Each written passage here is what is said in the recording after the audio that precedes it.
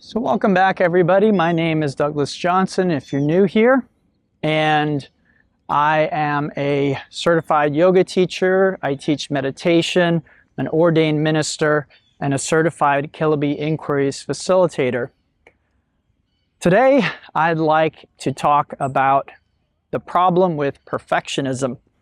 What could possibly be wrong with being perfect? Is it possible to be perfect? Is there any problems or any costs that comes with being perfect? So we'll look at that. What are the problems or costs of trying to be perfect? Is it even possible? Let's explore that as well.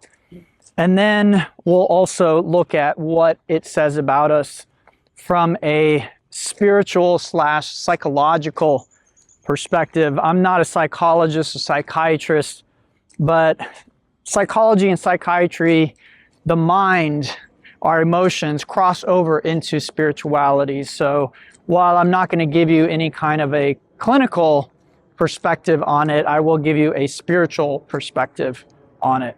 So before I get into today's talk, I do want to thank my patrons on Patreon. These are people who make a contribution monthly to help support me in doing this work. So as humble as these videos are, they actually are quite time consuming and resource consuming. So I simply would not have the resources to do these talks without their support. So if you get something from these talks, consider becoming a part of that community. There'll be links below, and you can start helping support me for as little as $1 a month. And then you get access to additional content and information.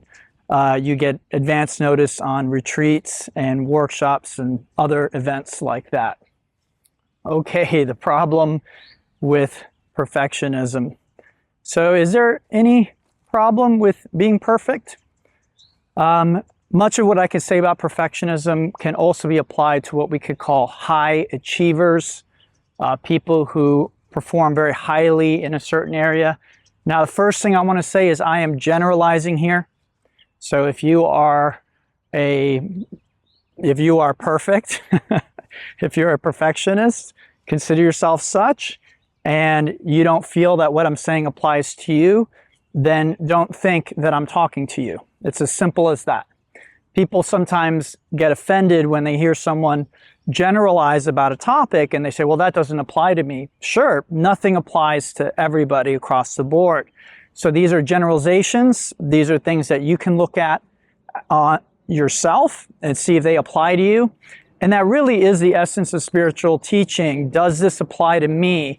Not, oh, do I see this in other people? It really is about yourself, okay? So this is something to be helpful, to help you with introspection, with learning about yourself, your tendencies, and helping you live a happier, more peaceful, more fulfilling life. That's what, for me, spirituality is about, what wisdom is about. So these wisdom traditions, sometimes spirituality is called a wisdom tradition. A religion or a spiritual tradition is called a wisdom tradition. That's for me what wisdom is about. How do we live a happy, fulfilling, healthy human life? What does it take? What does it mean? And this changes through time, which is why one spiritual doctrine or teaching, unless we approach it in a flexible way, it will not always be helpful or quote unquote true for us. And this is why different traditions can appear, or you find reinterpretations of teachings, traditions, and teachers come about. So before I start, I do want to clear up, I am a self-proclaimed perfectionist, and I don't mean that in a good way. That is something that I remember when I was a young boy. I was struggling in school, and so one thing that my parents did was they took me to some kind of a psychiatrist, psychologist, I don't even know. I was too young to know where they were taking me or what we were doing there. But anyway, one of the things that they told my parents without question is he's a perfectionist. He's a perfectionist. And the way that showed up in my life at that time was I used to like to draw. And so I would be drawing and then I would make a mistake or something like that, or it wouldn't turn out the way I wanted. And I would get very, very frustrated. I get very emotional, very upset, okay? So perfectionism is something I've been struggling with my entire life. So a lot of what I'm going to say today either still applies to me and it's something that I need to be very aware of as I live my life, or it is something that I've had to struggle with in the past and maybe I have learned to transcend that quality in my personality. But again, these are things that I am not immune to. These are things that might apply to me as much or more than other people. And again, the intention here is to be helpful, okay?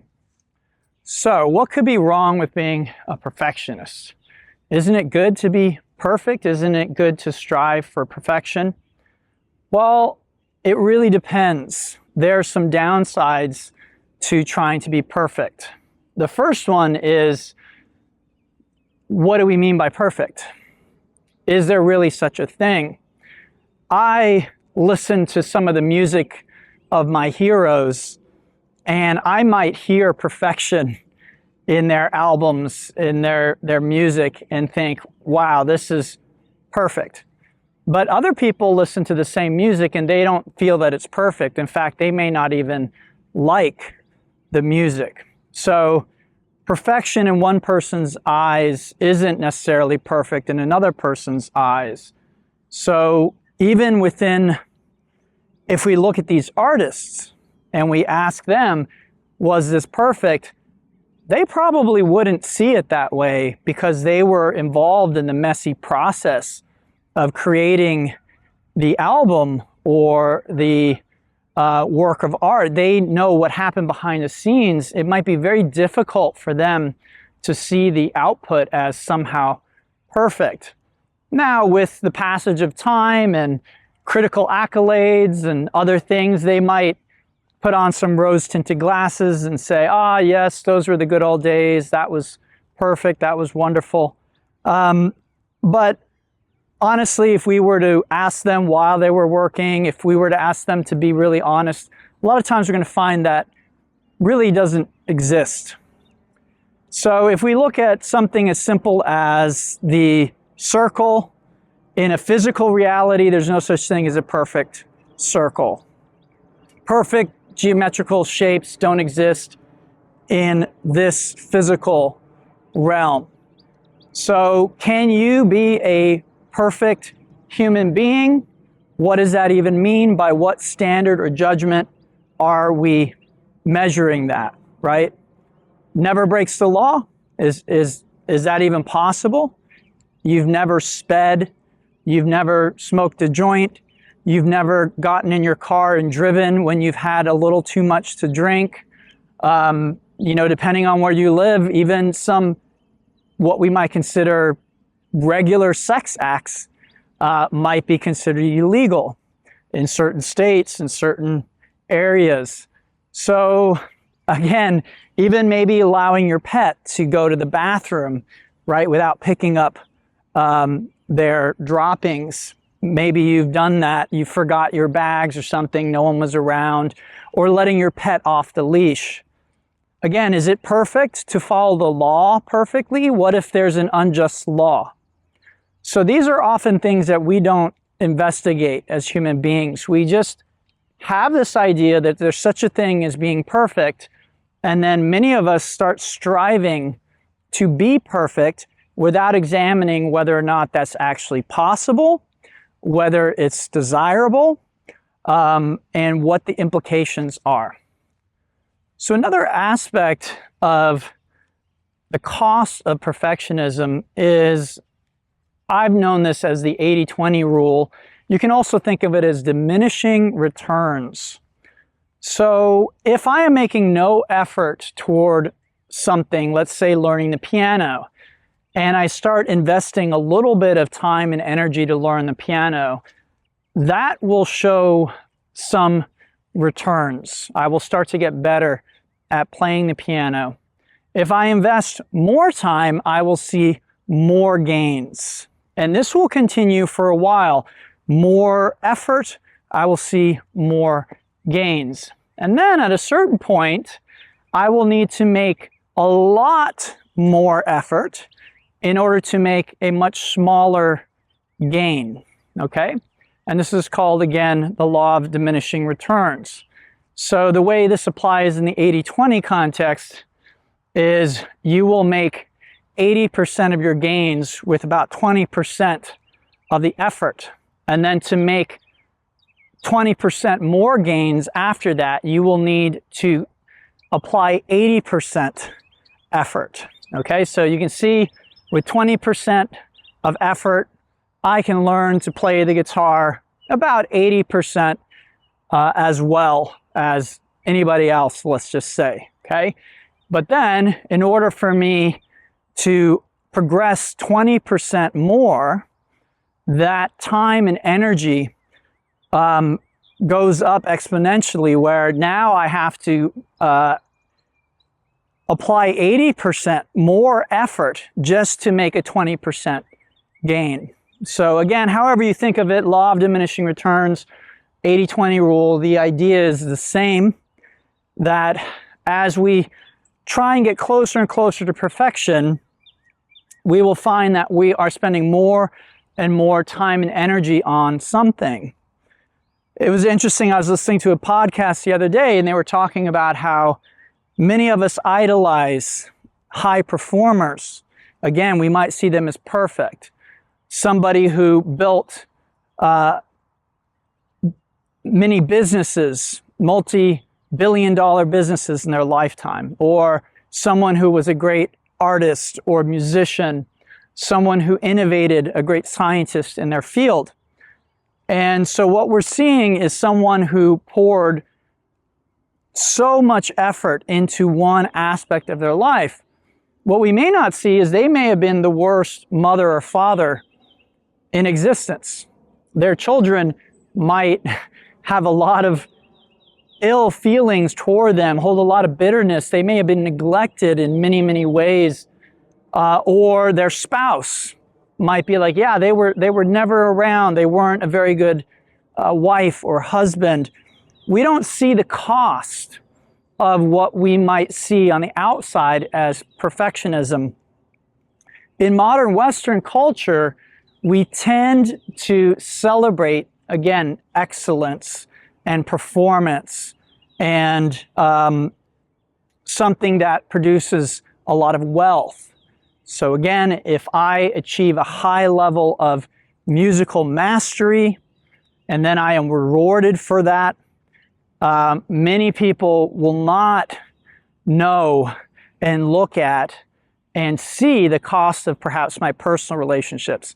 Now, sometimes this does come through. Sometimes there are famous people or high achievers who have scandals in their personal lives that ends up becoming public knowledge, and we sort of see, okay, you know, maybe all is not greener, the grass is not greener on the other side.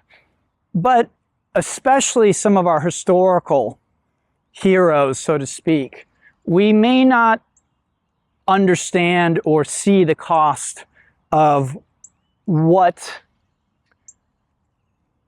they had to give up in order to achieve what they achieved. So that's where the saying, never meet your heroes, comes from. And I think this applies doubly true in spirituality.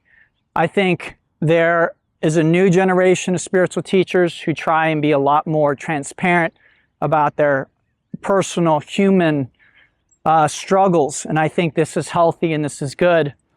But oftentimes what history does is it whitewashes the spiritual teacher, the spiritual master, in an attempt to get more followers. And the spiritual master or teacher is raised up to, again, this perfection. This is what we want to be like in every single way. And I think that that is usually, if not universally, a mistake. I certainly wouldn't want you to model every aspect of my life. And And I think that goes true for most teachers. Teachers are human beings, and it doesn't mean they don't have something very valuable to share with you, but it also doesn't follow that then we should think of them as perfect and try and be like them in every way. So what is another cost of perfectionism? Well, quite simply, human suffering. Since perfection, it doesn't really exist, and certainly there doesn't tend to be a perfect and then done scenario as human beings. This tends to lead to suffering. So I'll give you another example related with what I spoke about earlier. Let's just say, for amusement, that I did produce what I consider and many others consider to be the perfect album, the perfect music album. So I create this wonderful work of art, and it's universally admired and praised, and everyone agrees it's brilliant and ahead of its time. And even though it's ahead of its time, it somehow has a popular success. Let's just say that this happened. The question then becomes, how do I follow that up? What's next? And because I am a musician, I often am interested in these things. And I read a book about, it's called Exit Stage Left, and it's about the, where are they now? Artists, musicians, they had a great deal of success at one phase or stage. Where are they now? What are they doing now? How did they deal with the fall from grace? Because this happens to almost all artists. If you're lucky as an artist or musician, you may go through periods where in different stages of your life you have more or less success. But you don't really find an artist who's able to stay relevant throughout their entire life. At a certain stage, very often artists, musicians, they are admired for what they did. They're respected for what they did. Yes, you might go buy their new album. Yes, you might go see them live. You might even think that that's better than what they output when they were younger. But in general, what you're going to find, at least in popular music, is that most artists had a peak at a certain time, very often when they were very young. And they produced a work of art that really spoke to the time that they were living in, for whatever reason, very influential, very popular in their genre. And now, for whatever reason, they no longer are as relevant. So even if I produced the perfect album, is that somehow going to bring me a sense of peace and joy that I'm able to live with for the rest of my life? What you'll find if you are a perfectionist is that's not going to be good enough. You're going to want to repeat the success. You're going to want to continue to innovate or to create relevant works. And what you will likely find is that simply isn't possible for one individual to keep doing throughout their lifetime. Even if you have a very long, influential stage where you're able to be really relevant for a long time, take a musician like Miles Davis, who by associating with younger, innovative musicians, he was able to stay relevant for quite a long time. But even with him, he has phases or stages where people might say he was more or less relevant. He wasn't able necessarily to stay in the cutting edge and relevant all the way right through the end of his life. So most artists, and again, you'll hear me say it often, there's an exception to every rule, but very often we find the exception proves the rule, that there's this one outlier, but we don't find that in general. That's the truth of the matter. So even if I am able to find perfection at one point, let's say I want perfect physical health, and I start working in my teens to create a perfect physique and then let's say at 25 I have a perfect physique. What the science tells us is I will not be able to maintain that perfect physique. Probably starting right around 25, 30, 35, I will start to see decline, even if it's not evident to me outwardly, or we can't really measure it just yet. We will begin to have decline, and then we will see that accelerate as aging goes on. So what we find in the physical is that even if we could achieve perfection, which again, I'll say isn't possible. There's no perfect circle. There's no perfect square. There's perfection in this realm is in the eye of the beholder. If you think a piece of Beethoven's music is perfect, that is your opinion, that is your experience, but that is not a universal experience. As much as I love Beethoven, we can show his work to a tribesman or someone who culturally has a very different sense of what makes a good piece of music. They will not necessarily agree that this is mind-blowing music. And many people miss this. They think that because something is universally loved in Western culture, that must mean this is a universal piece of music. You might find that the music is universally loved in cultures that have been influenced by Western thinking and Western culture, but once you get out of that sphere, you find that musical tastes vary quite a bit. And again, this is something that, it's not my personal opinion. There's been research done on this, and this is what it shows. Musical tastes are very much influenced by culture. So what you think is good music, what you think is bad music, what you like listening to, what you don't like listening to, is very much not a universal, but something that's influenced by culture. So to recap, what could be wrong with trying to be perfect? One, we're chasing an unattainable goal. It is not possible to be perfect. Even if it were possible, it would be a temporary state or condition given physical reality. Physical forms do not stay the same. Cultural forms do not stay the same. Again, tastes change.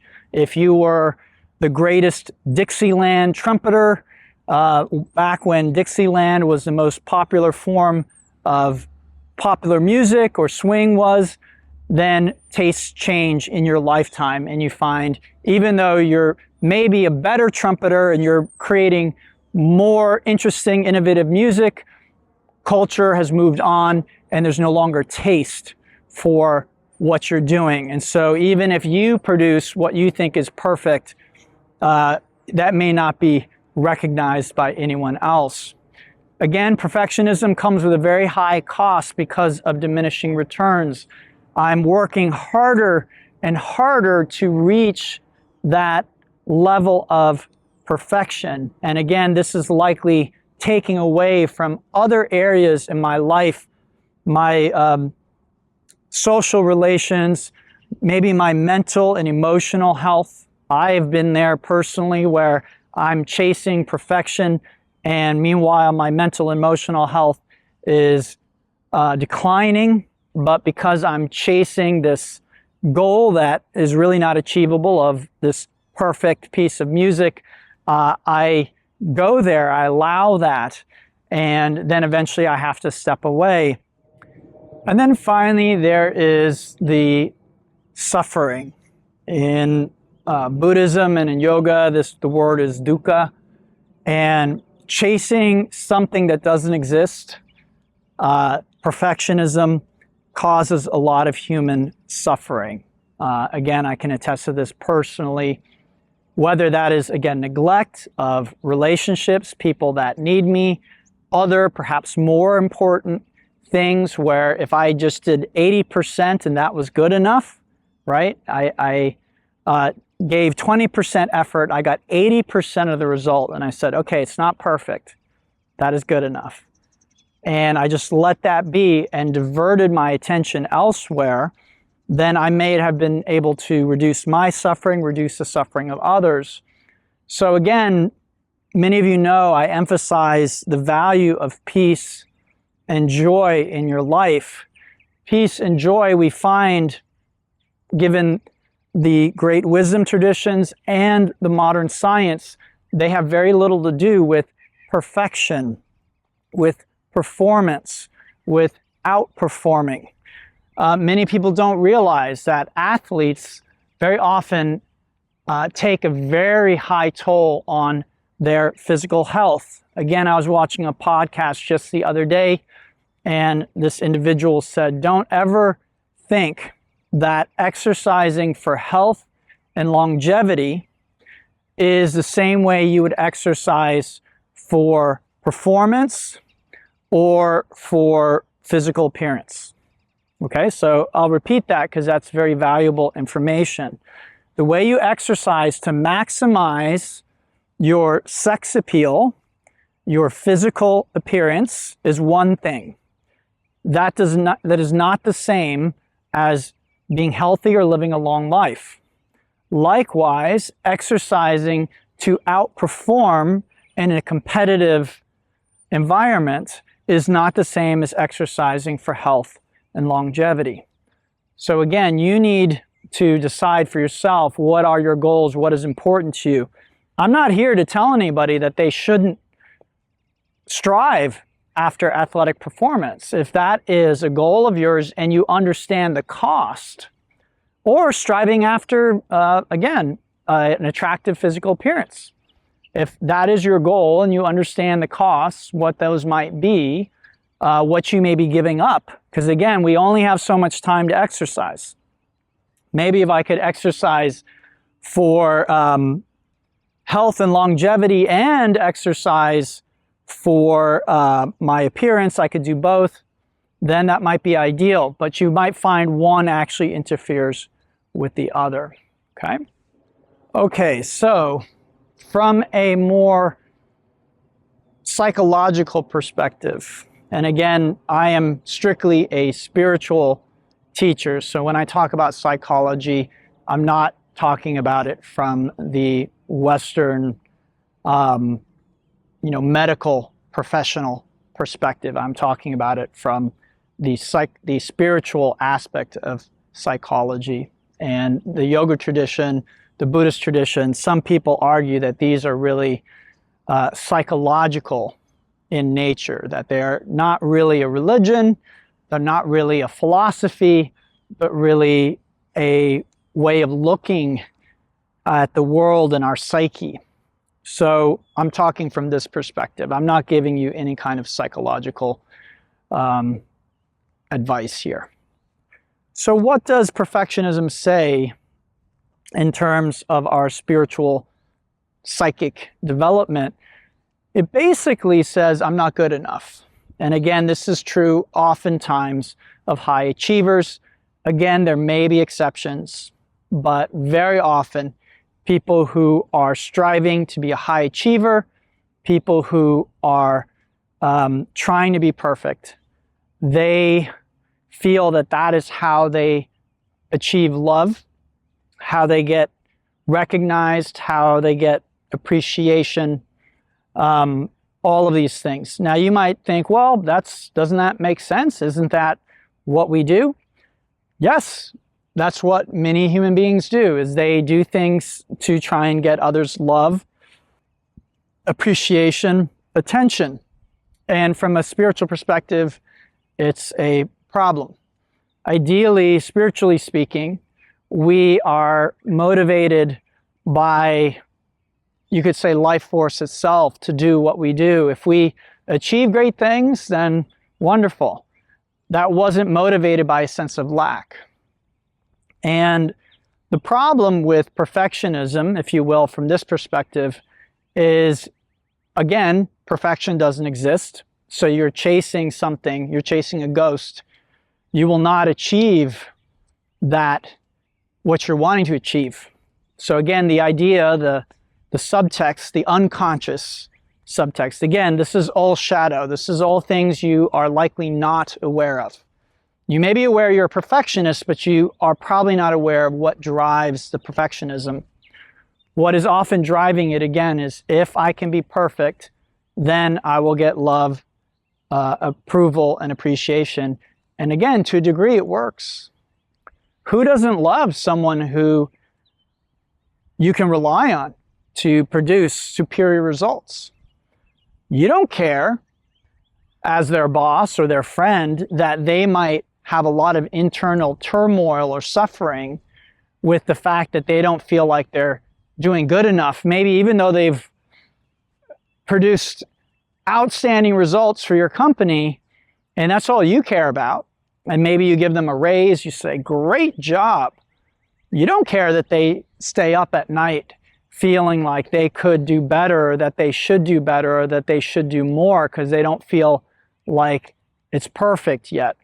Or again, once one perfect project is put to bed, you pat them in the back, they pat themselves in the back. Now it's the next project. And again, my experience with perfectionism and perfectionists is it's not like once you achieve it, then you're done, right? So let's say again, at work, I'm young, I'm capable, I'm smart, I produce what seems to be the perfect product or the perfect service for a time.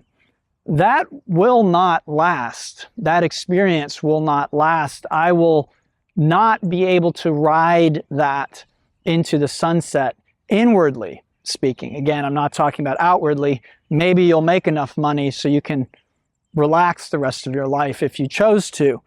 But most people who's driven by perfectionism, they're going to find that they cannot rest for very long, and that they need to keep producing, keep striving for perfection to fill that psychological hole, the emotional hole of I'm not good enough as I am.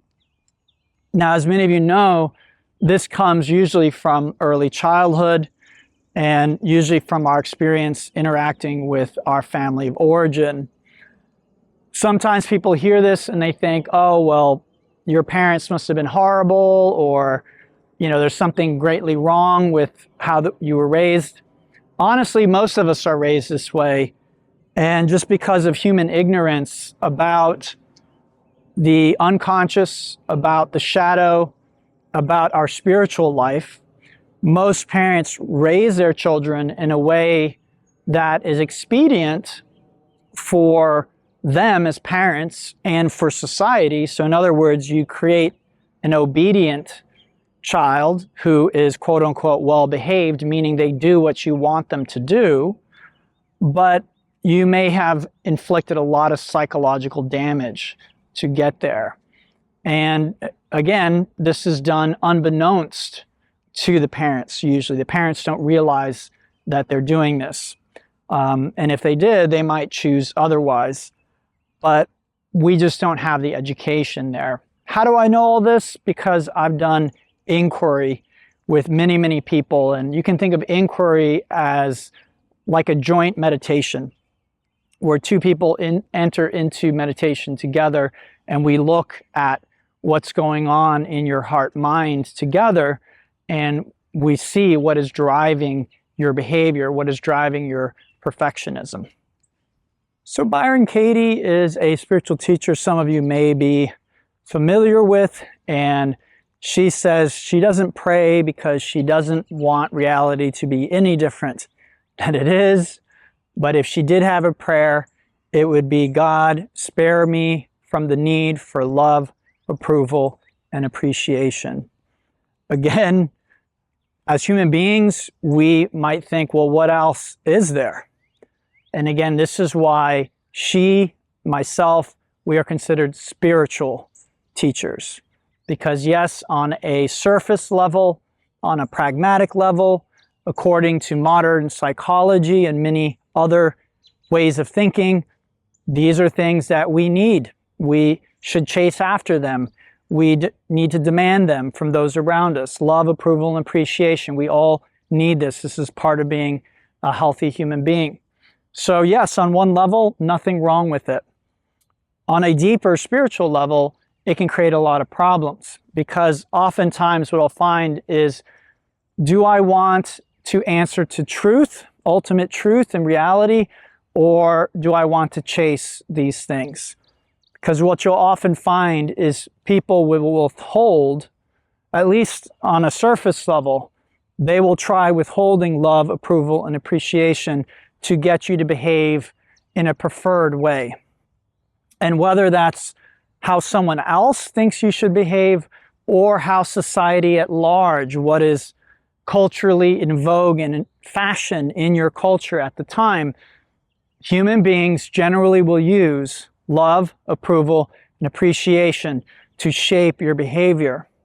But from a very deep spiritual perspective, many of what we would consider the spiritual heavyweights throughout history, Buddha, Jesus, they had to go against the grain of what was culturally acceptable at their time. If we look at Jesus, he paid a very high price. He was actually crucified for those actions. Don't think that that was not because he was going against the grain of what was culturally accepted in his community at that time. So he said things that were very revolutionary for his culture. He was overturning the status quo, and those who had influence and power, they eventually decided that the best thing to do is to completely get rid of this person. Socrates, another great example. He is not usually considered a spiritual figure, but you could consider him such. He's a philosopher. His thinking, his influence still influences the world to this day, and he influenced many other deep thinkers and spiritual thinkers after him. And likewise, he was sentenced to death because he was considered a troublemaker, because he was questioning things that the people in power said, you shouldn't question these things. We don't want you questioning these things. So this can be done overtly in the sense that we're going to put you in prison or we're going to kill you. But a more subtle way that human beings try and do this is, well, I'm going to withdraw my love. I'm going to withdraw my attention. I'm not going to approve of you. I'll give you a negative review. I'll cancel you. Again, cancel culture is a great example of this. So this is why Byron Katie says she has this prayer. And perfectionism, high performance is, if we investigate, it's very often an attempt to get the love, approval, and appreciation of others. So is perfectionism or high performance ever not motivated by these things? Sure, I think it's possible. One test is you do something to your standard. One, your standard is achievable. And then two, once you've done that, you feel a sense of satisfaction, and that is irrespective of anyone else's point of view. So even if what you achieved or did, no one else cares about it, no one else approves, you get 0 likes on Facebook or TikTok or Instagram, it has no bearing on it. Another way of looking at it is, what if you actually get ridiculed for it? Would you still see it as perfect? So if I get up and I teach the perfect class, but somebody thinks I said something that they don't approve of, and they mount a campaign to have me canceled, or they write negative reviews, will I stand my ground? So again, Jesus is a great example of this, where he didn't back down because he was threatened. His life was threatened and other people were threatening him. He didn't back down. Neither did Socrates. So it's unfortunate that in the West, some of our greatest thinkers and thinkers who are recognized after, I don't even want to say thinkers, spiritual teachers, visionaries, enlightened souls, they may have been recognized after they were dead and raised up, but first the culture had to take them out. And what's interesting, in a book I read about music culture, this happens in music all the time, where a new kind of music comes along, revolutionizes things, and it is demonized by the mainstream culture. and then it is appropriated and eventually becomes the new norm. So we see this happening not only in music, but also in spirituality. And that makes a lot of sense to me because traditionally, music and spirituality were often one and the same. There are cultures and human beings who've lived on this planet, and throughout their lifetime, they never dreamt of separating music from what they would consider a spiritual experience. So in our culture, we have this idea about music for entertainment, music for the background, just sort of like wallpaper. But historically, human beings valued music very highly. They thought of it as almost like magic or more powerful than magic. So they really put a lot of spiritual emphasis on sound and music. So it's not surprising. Another big cost with perfectionism and high performance is what I think it tends to do with the ego. And one thing that is a hallmark of ego is control. Many of you have heard me say in the past, just like I'll say perfectionism in this plane doesn't exist, neither does control. The idea that something could be perfect, the idea that we can have control over a situation or a person or people, this is an illusion. This is only something that we can entertain when there's a certain confluence of events or people or things, and again, it will be temporary.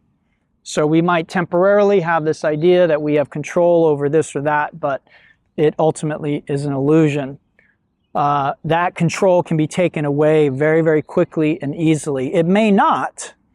So some people may go to their grave believing that they had absolute control over this or that, but the reality is we don't really have control over anything. We do have influence. So it's not to say that if I push you that was out of my control. I definitely influenced the events and things that happened. You might get very upset with me, whatever it is. But again, control, this is ultimately really an illusion. And again, not the focus of today's talk. We can do a deeper dive on that. Again, this is not just simply my opinion, but this is what modern scientific research is pointing us to, that there is an illusion of control for us as human beings, but the illusion, the feeling, I am in control, the idea I am in control is, again, ultimately not true. So the idea of control and attempts to control tend to really strengthen the ego. Why would I care? Who cares if I have a really strong, big ego? Well, generally speaking, ego is a sense of separation by definition. And the more I strengthen my ego, the more I strengthen that sense of separation, generally speaking, the more suffering I will have. Okay? So, again, I'm trying to control things. I'm trying to make something perfect. The thing we want to check spiritually is, do I have peace and joy? And if I don't, I either need to let go of the control and the perfectionism, or I need to find a way that I can work with the reality of the situation so that I maintain my peace and joy. Because spiritually speaking, that is going to be the most important thing. Do I have contact with eternal peace and joy, which is my birthright, which is the ground of being? It is so tied with what we call our true nature, the rock bed of awareness that we are. This has a propensity, it naturally wants to enjoy the dance of life. So whether that is pursuing perfection or high achievement, again, we see this in some people who we might see as perfect or we might see as achieving a lot. We can see the joy. We can see that they love what they're doing. One of my favorite old movies is Chariots of Fire, partly because of Vangelis's wonderful soundtrack, award-winning soundtrack, beautiful, very 80s soundtrack. But in this movie, there's a gentleman, I think his last name is Little, and he's a Scottish gentleman, and he's a sprinter, and he's extremely fast. And one of the quotes from the film that I love is he says, "When I run, I can feel God's joy." That's what God created me to do, is to run. And so he's very fast. He wins many races. And when he's running, he's feeling in touch with the divine. So again, here's someone, he's not saying, I'm not good enough. So if I win this race, I'm going to get the love and appreciation of other people. He's saying, when I run, regardless if I win or lose, I feel God's joy. And this is like Zen archery. In Zen and the Art of Archery, the teacher at one point says, whether you hit the target or not doesn't matter. It's about what's going on inside of you. In fact, in that book, at one point, the protagonist fakes, he's able to kind of cheat, and he uses technique to create the illusion that he's shooting in the proper way. And the teacher gets very upset and says, get out, I'm not going to teach you anymore. And so again, we see it's not about performance. Even if you can fake it and you can learn to hit the bullseye every time, this is not really what Zen archery is about. That isn't the perfection we're after.